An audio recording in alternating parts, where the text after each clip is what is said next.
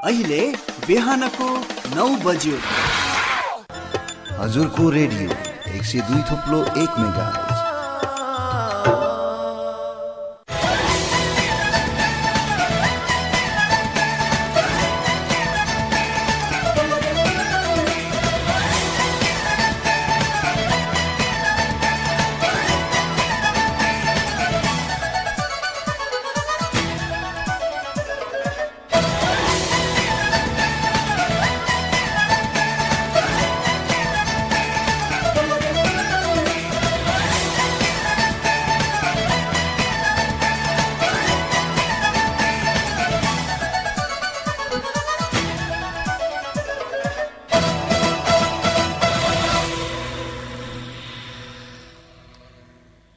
नमस्कार। बिहान 9 बजेको हजुरको समाचारमा स्वागत छ। समाचारको साथमा उपस्थित छु म श्रीराज महत।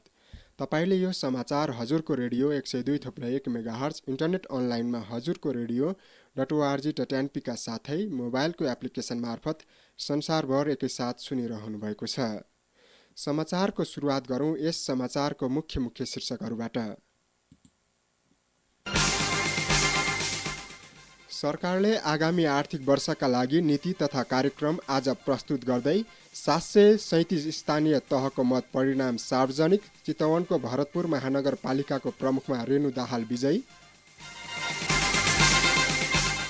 स्थानीय तहको निर्वाचनमा पार्टीका उम्मेद्वारलाई अन्तर्घात गर्ने जो कोहीलाई नछोड्ने नेपाली काङ्ग्रेस रामेछापका सभापति पूर्णबहादुर तामाङ कान्छारामको चेतावनी। इटहरीकी एक युवतीद्वारा करिब 6 वर्ष अगाडि सिन्धुलीका राज खड्काले पटक पटक बलात्कार गरेको खुलासा। खाद्यान्न निर्यातका लागि समुद्री बन्दरगाहहरू खुल्ला गर्नुपर्ने युक्रेनको अनुरोध र आइपिएलको पहिलो क्वालिफायरमा आज गुजरात र राजस्थान रोयल्स बीच खेल हुँदै। हे गर्मियामा आयो हजुर, सुकिसक्यो घाँस, वनमा आगो लाग्यो भने जीव जन्तुको नासा, वनमा आगो लाग्यो भने वन जङ्गल खान्छ, वनमा हुने जीव जन्तुले साह्रै पीडा मान्छ। फागुनदेखि जेठसम्म आगो लाग्ने डर, आफ्नो आफ्नो वन जङ्गलको आफै रक्षा गर। गर्मियामा आउँछ हजुर तातो खडेरी, आगो लागिबाट बच्न ती जरुरी। गर्मियामा आउँछ हजुर तातो खडेरी, आगो लागिबाट बच्न ती जरुरी। वनमा जाँदा सलाई, लाइटर जस्ता आगोजन्य वस्तुको प्रयोग नगरौं। वन छेउमा स्याउला, झारपात नजलाऊ। वनमा आगो लाग्नै नदिऊ। लागिहालेमा होसियारीपूर्वक आगो निभाइहालौं। आगो निभाउँदा चोटपटक लाग्न सक्ने भएकाले सामूहिक बिमा गरौं। डिभिजन वन कार्यालय रामेछाप।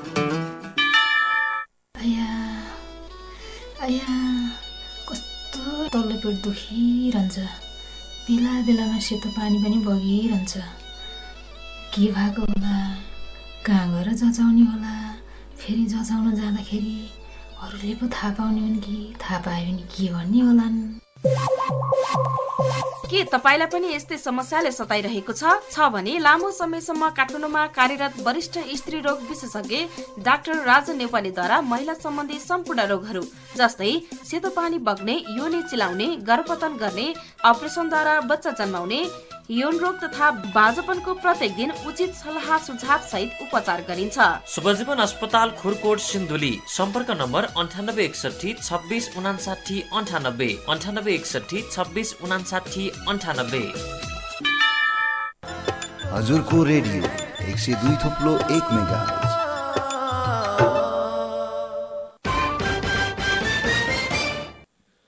अब समाचार विस्तारमा। आगामी आर्थिक वर्ष 2079-80 को नीति तथा कार्यक्रम आज संसदमा प्रस्तुत हुँदैछ। सरकारका तर्फबाट संघीय संसदको संयुक्त बैठकमा राष्ट्रपति विद्यादेवी भण्डारीले नीति तथा कार्यक्रम प्रस्तुत गर्नुहुनेछ। नीति तथा कार्यक्रम आन्तरिक उत्पादन वृद्धि सहित आयात प्रतिस्थापन र लोकप्रिय कार्यक्रमहरूमा बढी केन्द्रित हुने भएको छ। यही नीति तथा कार्यक्रमका आधारमा आगामी 15 जेठमा बजेट संसदमा पेश हुनेछ। नीति तथा कार्यक्रममा आगामी आर्थिक वर्ष विदेशी लगानी भित्राउन सहज वातावरण बनाउने, कृषि र उद्योग प्रवर्धन गर्दै तुलनात्मक लाभका क्षेत्रलाई सरकारले सम्बोधन गर्ने तयारी छ। अनुत्पादक क्षेत्रमा खर्च कटौती गर्ने, आगामी आर्थिक वर्षमा साधारण चालु खर्चमा 20% कटौती गर्ने तयारी छ। अर्थतन्त्रमा दबाव कम गर्न सरकारले विलासी वस्तुमा रोक लगाएपछि त्यसको प्रभाव आयातमा सकारात्मक रूपमा देखा परेको छ। सरकारले चैत्र 13 गतेदेखि खेलौना, मोबाइल, मदिरा लगायतका 10 वटा वस्तुहरूको आयातमा पूर्ण प्रतिबन्ध लगाएको छ। यसअघि नेपाल राष्ट्र ब्याङ्कले पनि विलासिताका वस्तुहरूलाई निरुत्साहित गर्न बैङ्कहरूलाई परिपत्र गरेको थियो। त्यसयता बाह्य मुलुकबाट हुने आयातमा कमी आएको भन्सार विभागको तथ्याङ्कले देखाएको छ। विभागका अनुसार चालु आर्थिक वर्षको चैत्रमा नेपालमा बाह्य मुलुकबाट 1 खर्ब 58 अर्बको वस्तु आयात भएको थियो। तर वैशाखमा यो दर घटेर 1 खर्ब 37 अर्ब 79 करोडमा पुगेको छ। भन्सार विभागका प्रवक्ता पुण्य विक्रम खड्काले सुरुवाती असर सकारात्मक देखिए पनि आयात रोक्ने निर्णयले पारेको प्रभाव पारे यकिन तथ्याङ्क आउन समय लाग्ने बताउनु भएको छ। आयातमा इन्धनको आकार ठूलो रहेकाले सरकारले त्यसको खपत घटाउनतर्फ सचेत हुनुपर्ने उहाँको भनाइ छ। वैशाख 30 गते सम्पन्न भएको स्थानीय तह निर्वाचन अन्तर्गत हालसम्म 737 स्थानीय तहको मत परिणाम सार्वजनिक भएको छ, जसमध्ये नेपाली काङ्ग्रेसले 322 स्थानीय तहमा जित हासिल गरेको छ भने 4 स्थानमा अगाडि रहेको छ। नेकपा एमाले 202 पालिकामा विजयी हुँदा 3 स्थानमा अग्रस्थानमा छ। माओवादी केन्द्रले 120 स्थानमा जित हासिल गरेको छ भने 2 स्थानमा अगाडि रहेको छ।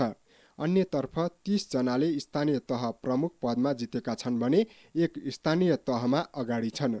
जनता समाजवादी पार्टी जसपाले 29 स्थानमा जित निकालेको छ भने 3 स्थानमा अगाडि रहेको छ। नेकपा एकीकृत समाजवादीले 18 स्थानमा जितेको छ भने 1 स्थानमा अगाडि रहेको छ। लोकतान्त्रिक समाजवादी पार्टी लोसपाले 16 स्थानमा विजयी भएको छ। चितवनको भरतपुर महानगरपालिकाको प्रमुखमा रेणु दाहाल निर्वाचित हुनुभएको छ। उहाँ 52,030 मतका साथ विजयी हुनुभएको हो। कुल 1,27,508 मत मध्ये महानगर प्रमुख पदका उम्मेद्वार नेकपा एमालेका विजय सुवेदीले 39,581 मत प्राप्त गर्नुभयो भने स्वतन्त्र उम्मेद्वार जगन्नाथ पौडेलले 14,708 मत प्राप्त गर्नुभएको थियो। महानगरको उपप्रमुखमा नेपाली काङ्ग्रेसका चित्रसेन अधिकारी निर्वाचित हुनुभएको छ। उहाँले 52,803 मत प्राप्त गर्नुभएको छ। राप्रपाका हिमाला गुरुङले 30,612 मत पाउनुभएको थियो। मतगणना सकिए पनि आधिकारिक घोषणा भने हुन बाँकी छ।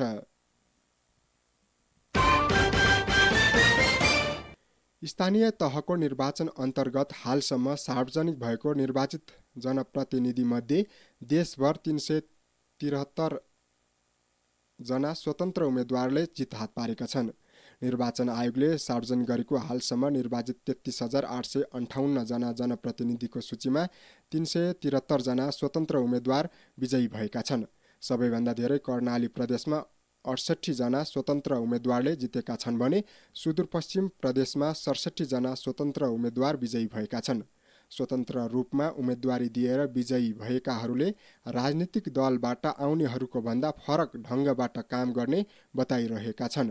प्रदेश 1 मा 65, गण्डकीमा 53, मध्य प्रदेशमा 49, लुम्बिनीमा 36 र बागमतीमा 35 जना स्वतन्त्र उम्मेद्वार विजयी भएको निर्वाचन आयोगले जनाएको छ। देशभरका 6 मध्ये 5 महानगरपालिकाहरूको मतगणना अझै जारी छ। काठमाडौँ महानगरपालिकामा स्वतन्त्र उम्मेद्वार बालेन शाहको अग्रता कायमै रहँदा एमालेका सिर्जना सिंह दोस्रो स्थानमा रहनुभएको छ। पोखरा महानगरपालिकामा पनि एकीकृत समाजवादीका उम्मेद्वार धनराज आचार्य अगाडि रहनुभएको छ। एमालेका उम्मेद्वार कृष्णबहादुर थापा दोस्रो स्थानमा रहनुभएको छ। ललितपुर महानगरपालिकामा भने काङ्ग्रेसका चिनी बाबु महर्जन अग्रस्थानमा रहनुभएको छ। पर्साको वीरगञ्ज महानगरपालिकामा जनता समाजवादी पार्टीका राजेशमान सिंह निर्वाचित हुनुभएको छ। नेकपा एमालेका उम्मेद्वार विजय कुमार सरावगीलाई 22,544 मतले पछि पार्दै सिंह निर्वाचित हुनुभएको हो। निर्वाचित सिंहले 46,215 मत प्राप्त गर्नुभएको छ। नेकपा एमालेका उम्मेद्वार सरावगीले 23,671 मत प्राप्त गर्नुभएको थियो। महानगरको उपप्रमुखमा नेपाली काङ्ग्रेसका इम्तियाज आलम विजयी हुनुभएको छ। मतगणना सकिएसँगै औपचारिक घोषणा गर्ने तयारी भइरहेको छ। नेपाल वायु सेवा सञ्चालक सङ्घले भोलिदेखि लागू हुने गरी नयाँ भाडा दर सार्वजनिक गरेको छ। नेपाल आयल निगमले आन्तरिकतर्फको हवाई इन्धनको भाउ बढाएसँगै हवाई भाडा बढेको हो। नयाँ भाडा दरमा 90 देखि 445 रुपियाँसम्म वृद्धि भएको छ।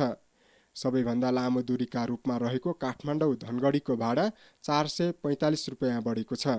माउन्टेन फ्लाइटको भाडा दर 13,765 रुपियाँ कायम भएको सङ्घले जनाएको छ।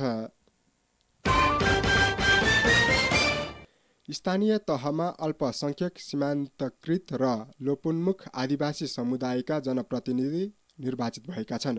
मकवानपुरको थाहा नगरपालिकामा 91.66% आदिवासी जनजाति समुदायका उम्मेद्वार निर्वाचित भएका छन्।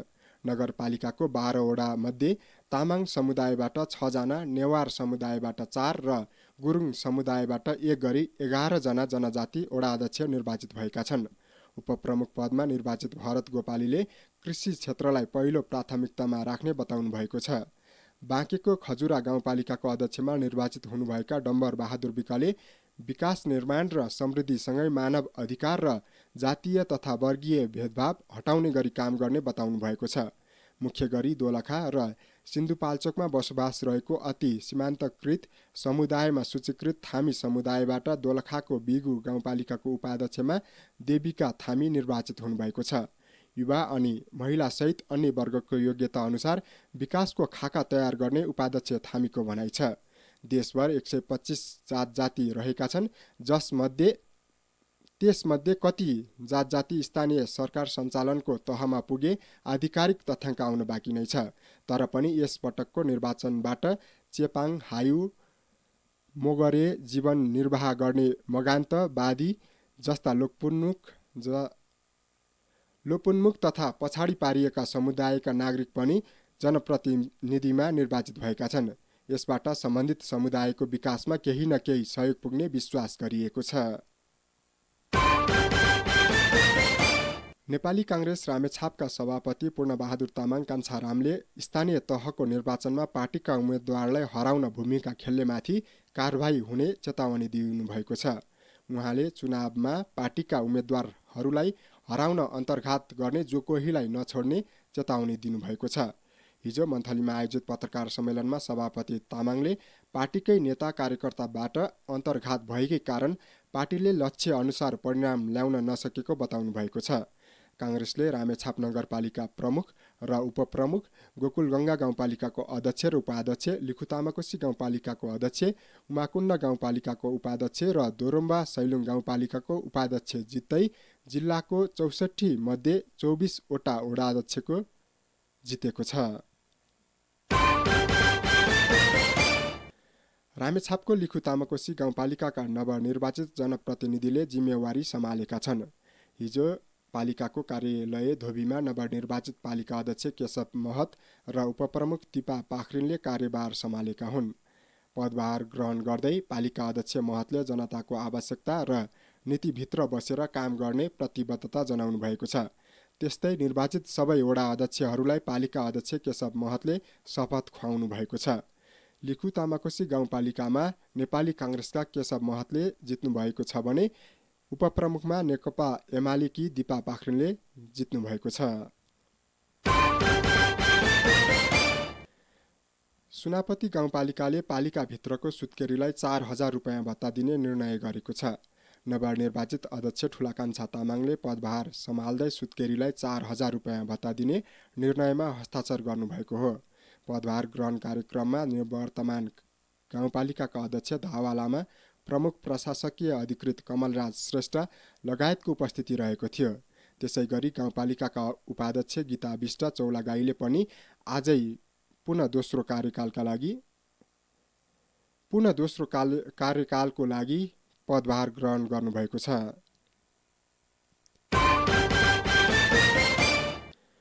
सिन्धुलीको गोलन्जर गाउँपालिकाका नवनिर्वाचित अध्यक्ष शङ्कर राज बरालले आज पद बहालीसँगै सल्लाहकार समिति निर्माण गर्ने निर्णय गरेका छन्। स्थानीय तहको गत वैशाख 30 गते भएको निर्वाचनमा विजयी भएसँगै आज पद बहाली गर्दै बरालले गाउँपालिका सल्लाहकार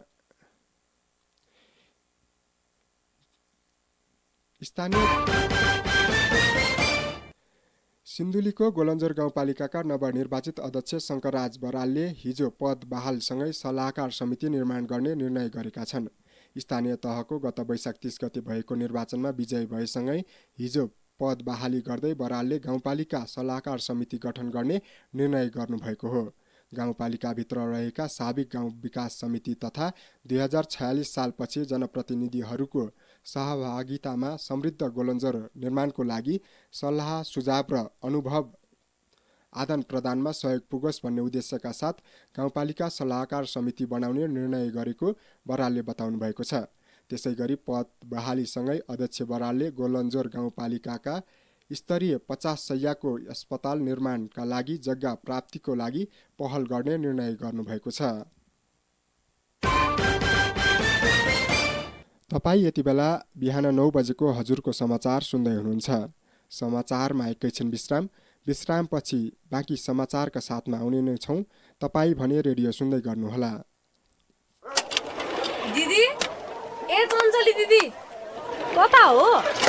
ओहो, लौ हेर, काम त मार छ त। अब 1-2 काम गर्ने मान्छे राख्नु पर्यो दिदी। हेर त कति जिस्काउन सकेको यसले। लु भन, किन आइस? यहाँ भरपर्दो केही काम गर्न सकिएन, अब विदेश जाउँ भनेको।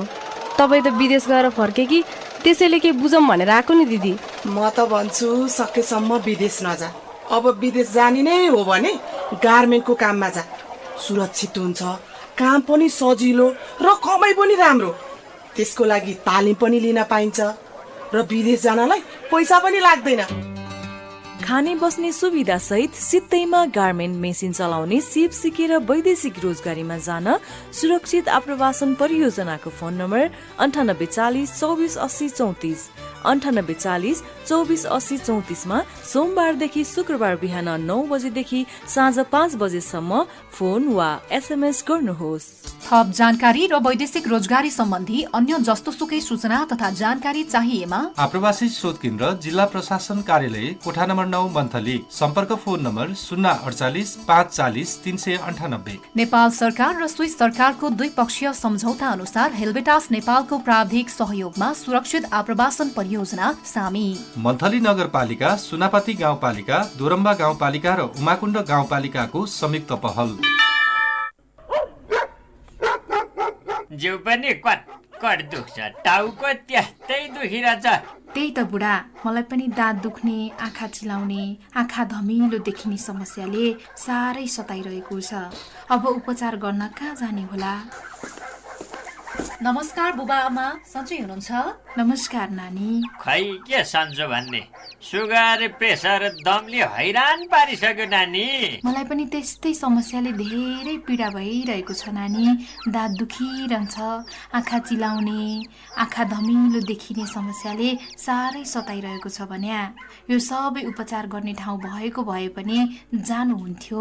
अब कहाँ चाहिँ जानुपर्छ होला भनिदिनु पर्यो। ल आमा, यो सबै रोगको उपचार त तपाईँ हाम्रै अस्पताल सुनकोशी सामुदायिक अस्पताल खुरकुटमा हुन्छ नि। साथै यहाँ त विभिन्न रोगका विशेषज्ञहरूबाट पनि सेवा लिन सकिन्छ नि। हजुर, तपाईँ हाम्रै अस्पताल सुनकोशी सामुदायिक अस्पताल खुरकोट सिन्धुली। सम्पर्क नम्बर 047 590 454 9854 043 230। हजुरको रेडियो 102.1 मेगाहर्ज।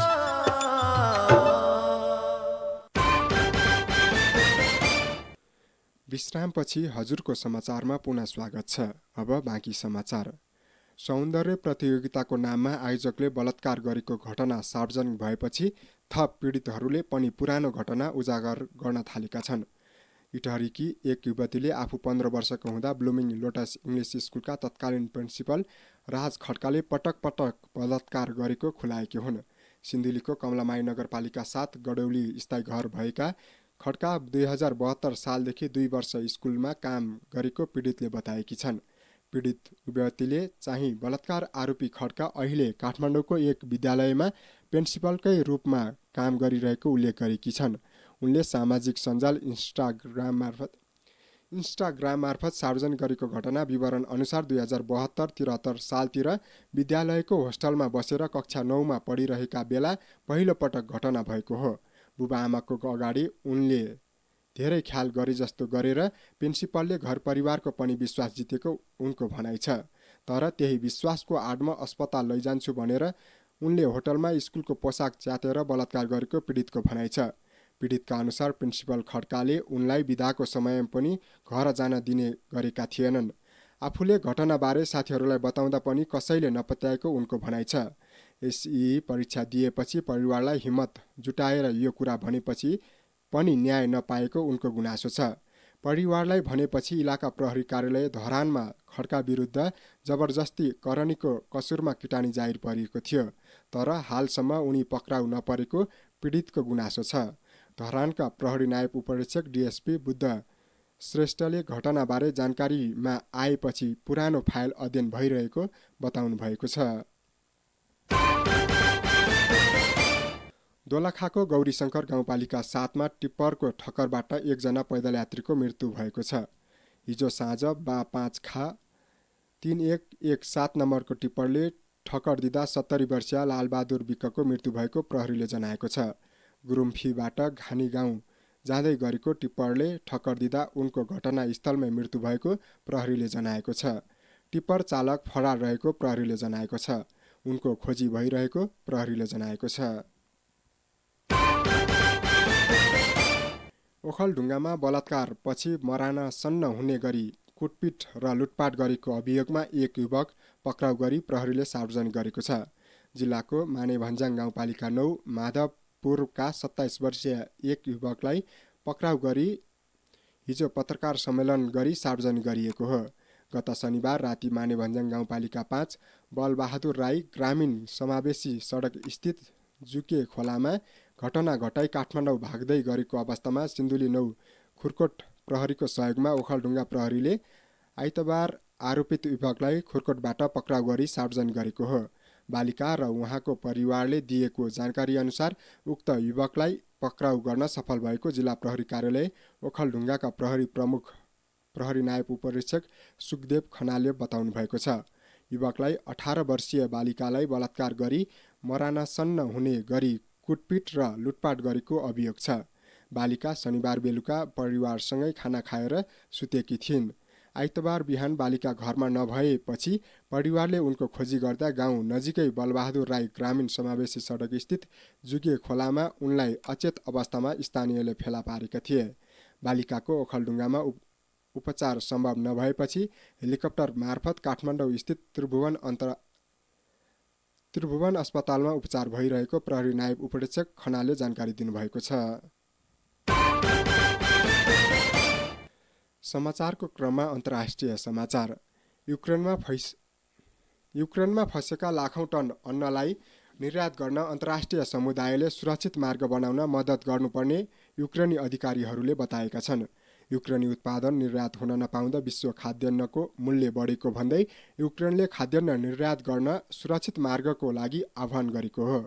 युक्रेनका प्रथम उपप्रधानमन्त्री एवं अर्थमन्त्री युलिया स्रिडेन्कोले समस्या समाधान गर्ने एकमात्र उपाय समुद्री बन्दरगाहहरू खुला गर्नुपर्ने बताउनु भएको छ।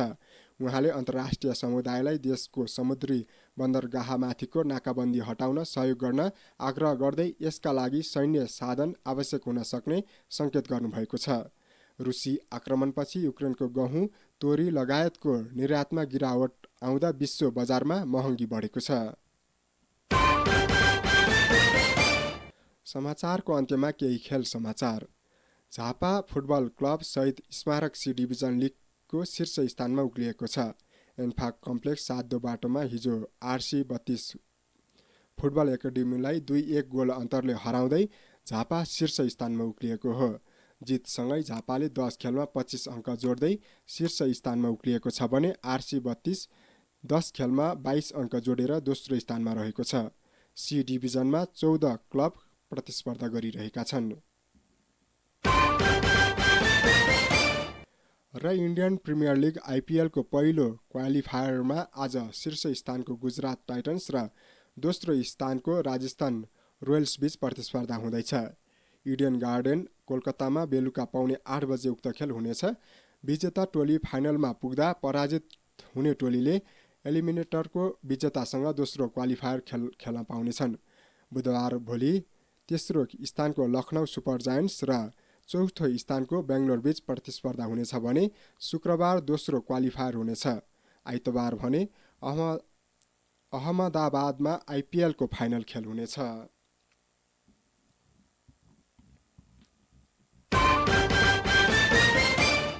यिनै समाचारसँगै हामी बिहान 9 बजेको हजुरको समाचारको अन्त्यमा छौँ। जाँदा जाँदै यस समाचारको शीर्षकहरू पुनः एकपटक। सरकारले आगामी आर्थिक वर्षका लागि नीति तथा कार्यक्रम आज प्रस्तुत गर्दै 737 स्थानीय तहको मत परिणाम सार्वजनिक। चितवनको भरतपुर महानगरपालिकाको प्रमुखमा रेणु दाहाल विजयी। स्थानीय तहको निर्वाचनमा पार्टीका उम्मेद्वारलाई अन्तर्घात गर्ने जो कोहीलाई नछोड्ने नेपाली काङ्ग्रेस रामेछापका सभापति पूर्णबहादुर तामाङ कान्छारामको चेतावनी।